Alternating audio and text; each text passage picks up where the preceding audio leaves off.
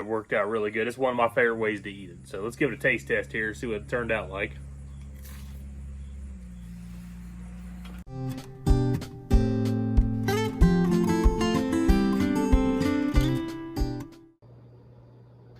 Hi, welcome back to the Buckeye Gardener channel. Today we're going to make some hot pepper mustard. It's one of my favorite things to make out of the garden, and it's really easy, and it doesn't take that many ingredients either. And most of it you can grow in the garden. I'm going to go through the recipe, show you what I've got. I've changed a few things this year, so my recipe calls for, I'll put it in the description too down below if you want to see it, and then I'll put a picture of it at the end too if you want to screenshot it. I'm going to read it off, just show you real quick what I've got. It calls for 36 Hot Hungarian Peppers. That would be these peppers here. They didn't get real big this year. You can see there's a lot of them here that are way smaller than they normally are. Usually these are on the small side of the ones I get. So I don't have quite as many as I normally do. So I'm going to mix in some Santa Fe's. And they kind of did the same thing this year. They didn't get quite as big. So I'm going to go ahead and mix some of them in too. They look pretty similar. They're not as hot as a Hot Hungarian, but there's enough heat in those. It'll be plenty warm enough. I used to mix half hot, half sweet banana. And it was still pretty warm. So last couple years I used all hot. This year I'm going to mix a little bit, try it, see how it is. Should be plenty warm enough. These have more heat than the sweet bananas, and the old mustard before had plenty of heat, so I think we'll be good. I got 5 of my candy onions that I harvested back in July. Just about out of those. I got 4 left in a basket there. We actually ate 1 for dinner tonight, so they're just about done. But the storage onions are still looking good, so we'll see how they go. There's going to be 5 cups of sugar. That sounds like a lot. My mom uses 6 in her recipe. I've cut back on mine. I could probably get away with 4. You want plenty of sugar in there. It'll help thicken it up some. And you want a little bit of sweetness to it. We use a little bit of white vinegar, 32 ounces. 32 ounces of yellow mustard. Any kind works. Usually I use French's. We'll go to Sam's Club and I'll buy a big pack of it before I do this. But I didn't make it there this year, so I got Plotchman's. That's what the local store had on sale. I'm going to put 2 cloves of garlic in mine this year. I usually don't, but I sprinkled some garlic powder in last time I made it and it turned out good. So I'm going to put 2 cloves in. And then you'll need 1.5 cups of flour and 2 cups of water for a thickening at the end. Now, if you watch other mustard videos or look them up online, a lot of people use cornstarch and people use gelatin, and this recipe calls for flour. The key is you got to mix that up ahead of time and you pour it in before it boils. You don't ever bring this to a rolling boil. You just bring it up to almost a boil, let it simmer, and then shut it off, jar it, and then put water bath it. So I'll show you all that here in a minute. Let's get started. I'll show you how to get these peppers cut up and the onions, run them through the food processor, chop them up good and fine. You don't have to use a food processor if you got a chopper, or if you just chop them real fine, that works too. So I'll show you how to do mine real quick. Okay, I'll show you real quick how I chop these up. Like I said, it's pretty quick. There's not much to it. Just cut the tops off of them. Cut them long ways. Now you're going to get all these seeds in that membrane out. I like to just put them in a bucket like this. Scrape them out with your fingers. Now if you're doing hot peppers, if you're doing sweet bananas, you're probably fine. Any kind of hot peppers, you might want to put some rubber gloves on. I got a cheap box at Walmart like last year, year before. I'm still using them. They're worth $2 or $3, whatever a box of them is. They're pretty cheap. And anytime you work with hot peppers, definitely a good thing to have. So just go through, scrape that membrane out, clean out the pepper seeds. I'll do a green one here too. Cut the tops off. Put the tops in the bucket. Clean that out. Put it in the bucket. See, they come right out. Get all them seeds out of there. You don't want a whole lot of them in there. A couple's not going to hurt anything, but you don't want them full seeds. Clean them out like that. I'm going to go through and do all these peppers like this, and then I'll peel the onions, chop them up the same way, run them to the food processor. I ain't going to give them just a couple quick chops because I used to put them in whole, and it was just too much work on the food processor. It makes it so much easier. So we'll get these all chopped up, and I'll come back and show you that here in a minute. Alright, got my peppers all chopped up there. I hope I got enough here. I didn't chop all that I had washed up there. A lot of those were small, and it was taking forever. I think I've got plenty. Like I said, my recipe usually calls for 36 peppers. And I'm going to guess I've got about that many full-size ones chopped up in there. I probably chopped up 50 of them little ones. So I'm going to go with that. We'll see what we got. This recipe is usually pretty lenient, pretty forgiving. So if I don't have it exact, it should be okay. I mean, I just kind of wing it sometimes. It always turns out tasting pretty much the same, which is good. So you can change it however you want. If you don't have enough of one thing, it should be fine. So I'm going to run these to the food processor and show you about the consistency you want. I'm going to fire this thing up. I'm going to be able to hear me or not.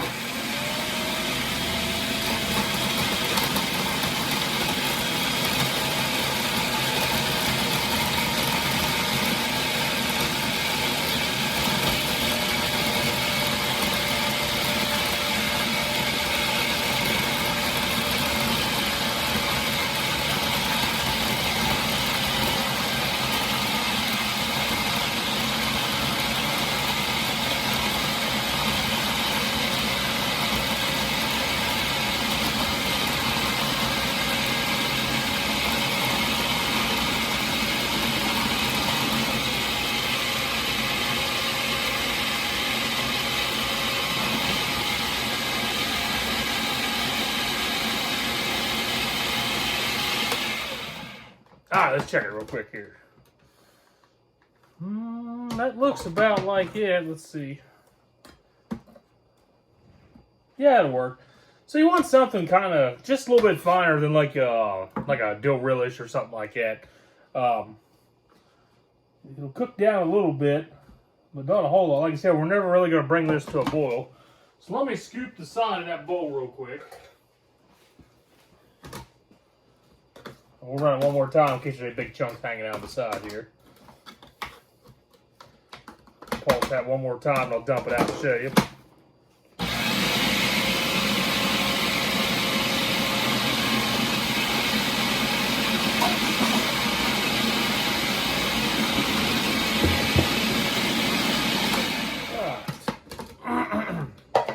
Yeah, it looks pretty good. It's a little redder than normal. Those peppers are pretty red, so I don't know how well you can see in the video there. I'll try to get a little bit closer, but it's a little bit watery in there, which is fine. That's what you want. It's chopped up pretty fine there. That should be fine. Let's see. I think that'll work.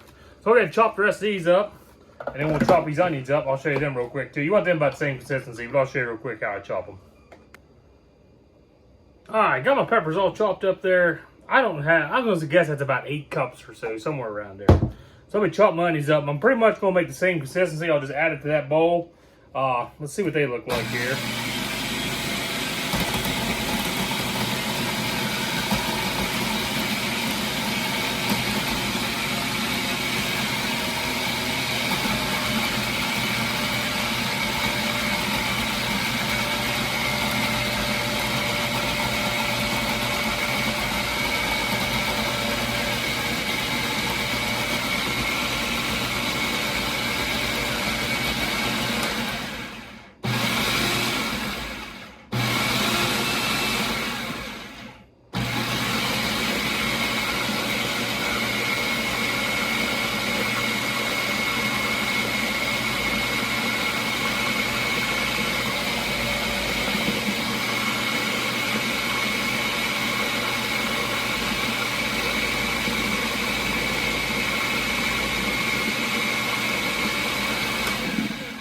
Alright, let's check that out real quick.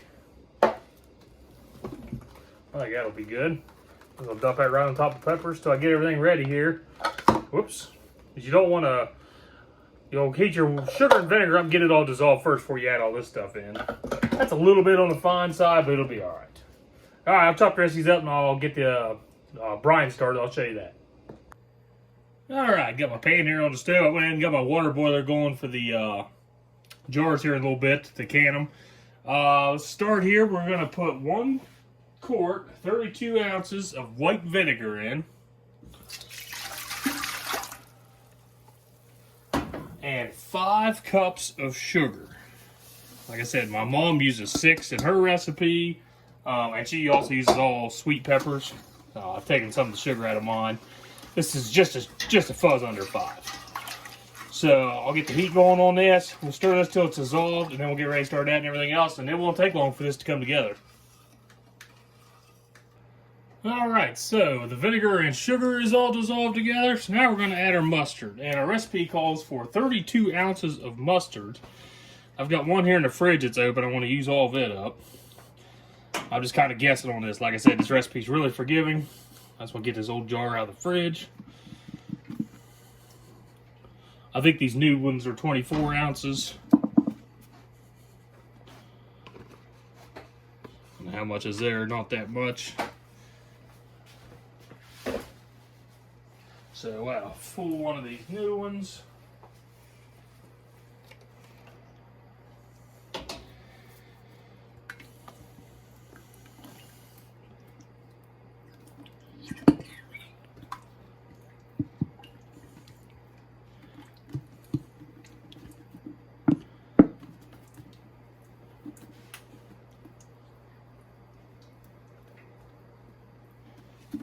Alright, that's 24 ounces plus whatever's in that other one. I think we're still a little shy. And I like mustard, so we're going to open this other one up and put a little bit of it in. We will let this one sit for a minute. We'll get the rest of it out.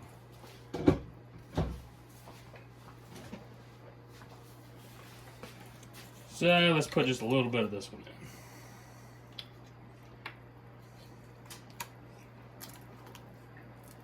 We'll go about that much.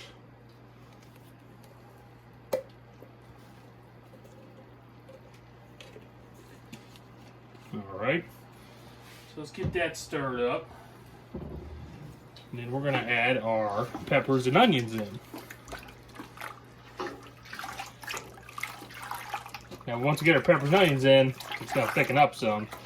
And if you got something with a flat bottom like that, it'll work great to stir, keep it off the bottom of the pan. Once this starts warming up, we're gonna stir constantly till it's done. Like I said, it only takes 10 minutes or so. It doesn't take very long.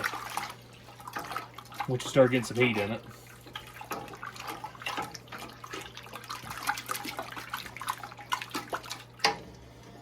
Probably should have a whisk, but I don't feel like going upstairs to get one. I'm making this in the basement for easy cleanup. Make a mess on the concrete floor, you just mop it up and you're done, and you're good. I do a lot of my canning down there, it works out great. Alright, let's go ahead and get our peppers and onions slid in there.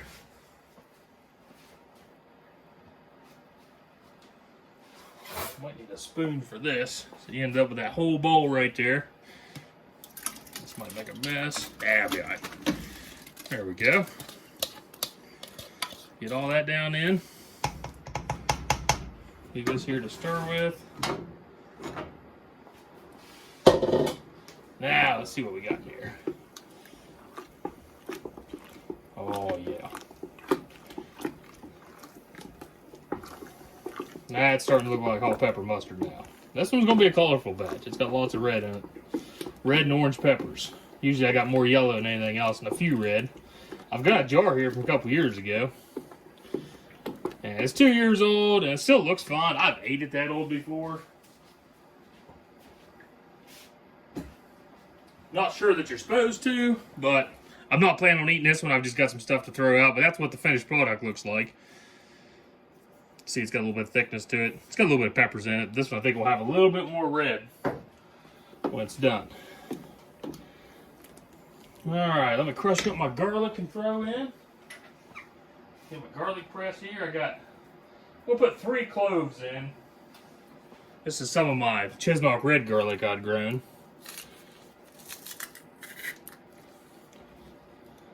Like I said, the original recipe I had didn't have this, but I added some to it a couple years ago. I really liked it, so. This recipe is supposed to make 10 pints. I'm guessing we're going to have 12 or so here, it looks like.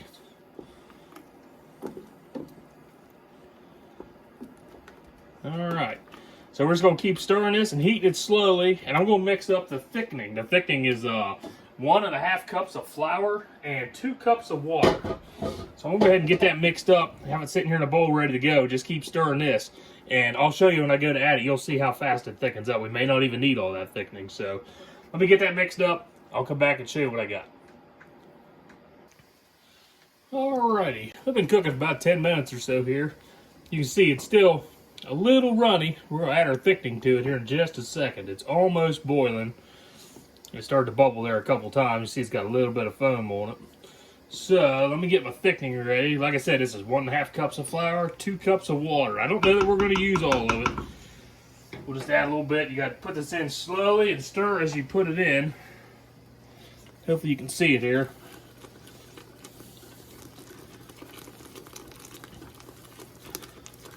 It will thicken up in a couple minutes. It's already thickened up. I know it's probably hard to tell in the video, but I can feel it on the whisk getting thick.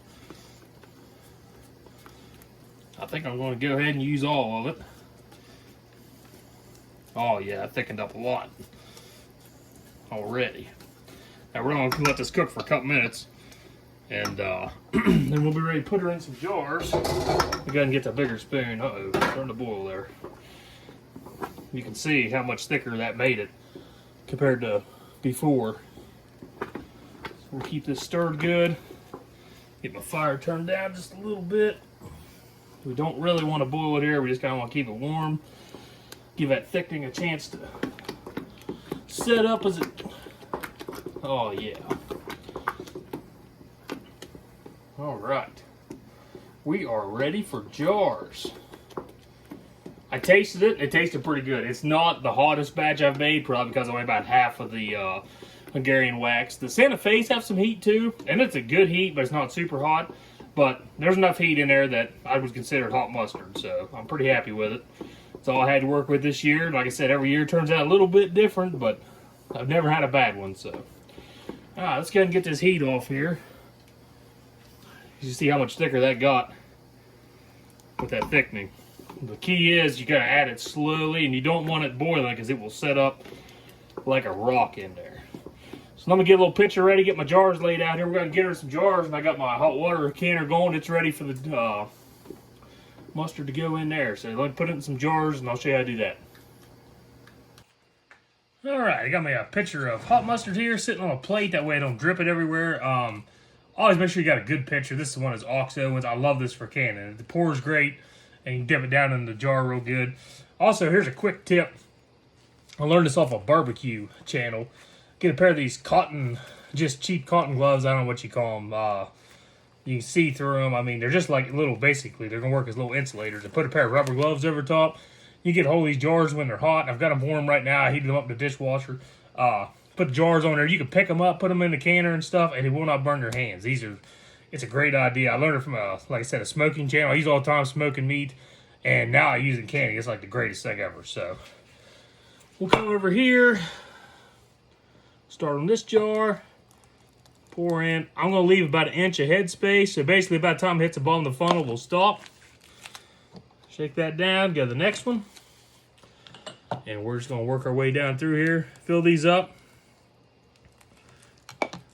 These are half pints right here. I'll check my paper and see how long to process these, I'll tell you. But I'm going to do some half pints. I used to do all pints, but then it's almost too much. Like, especially with just me eating it, because my wife doesn't really eat it, and the kids don't eat it.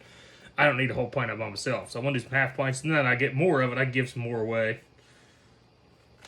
So we'll just go down through here, we'll fill these up, and I'll put the lids on in case you're new to canning. You take your lid and your ring, take a paper towel, wipe the rim off. This one's clean, so I'm just going to do it. Put your lid on. You don't want to torque these, you just want to go a little bit snug. That's all they need. That one's ready to go in the canner. So I'll fill these up, and I'll show you put them in the canner. I'll tell you how long I'm going to can them. All right, I got 13 of them sitting there. The water's boiling underneath. It's been boiling for a while, so it's ready to go. The recipe I've got, it comes from my mom, the original one. She just put on there 10 minutes. I know she's doing a lot of these. We're just going to do 10 minutes. It'll be fine. I don't think it's really that important. So as long as it's in there for long enough to warm up, we'll just set them down in nice and easy. I got 13 half pints in the canner. Put that on there. Give her 10 minutes, and we'll get the rest of these jarred up into pints, and we'll take them out and let them sit for the night. All right, so there it is. We ended up with 15 half pints and 5 pint jars. So the recipe said it was going to make 10 pints. That equals out to about 11 and a half. So we was pretty close on the recipe. That wasn't bad. I tried some more of it. I think maybe it needed a little bit of sugar. I'm going to let it cool tonight. We'll come back, check them in the morning. They're already starting to seal. We're going to check them and make sure they're all sealed. If there's none that's not, then we'll go ahead and test one. We're going to test one anyway, but we'll check them all. We'll test it tomorrow after it cools. It always tastes different when it cools. And I'll tell you what I think of it. If I change anything, I'll show you what it's good on. It's real good. I got some homemade deer bologna, some trail bologna from last year with jalapenos and cheddar, and it was really good. Put that on cheese and crackers, brats, hot dogs, burgers. It's good on everything. So we'll taste test it tomorrow and let it cool for the night here. You hear it popping still, so we'll see what we got in the morning. All right, so it's the next day. Let it sit overnight. All the jars sealed, so that's good. Everything turned out great, it looks like. It's maybe a little thicker than normal, but that's good. You can see it staying up on this cracker here. I've got one ready. This is some deer trail bologna I made a couple years ago with jalapenos and cheddar cheese in it that worked out really good. It's one of my favorite ways to eat it. So let's give it a taste test here, see what it turned out like.